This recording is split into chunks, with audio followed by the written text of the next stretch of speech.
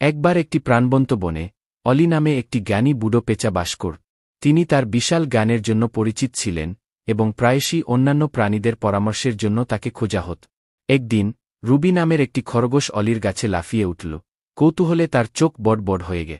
অলি, সে বলল, আমি আমাদের বনের ওপারে পৃথিবী দেখতে চাই, কিন্তু আমি অজানাকে ভয় পাই। অলি তার দিকে তাকিয়ে উত্তর দিল, রুবি, পৃথিবী আবিষ্কারের অপেক্ষায় বিস্ময়পুর। মাঝে মাঝে তোমাকে অবশ্যই বিশ্বাসের লাফ দিতে হবে। অলির কথায় উৎসাহিত হয়ে রুবি বেরিয়ে আসার সিদ্ধান্ত নেয়। তিনি তৃণভূমির মধ্য দিয়ে, পাহাড়ের উপর দিয়ে এবং স্রোত জুড়ে ভ্রমণ করেছিলেন।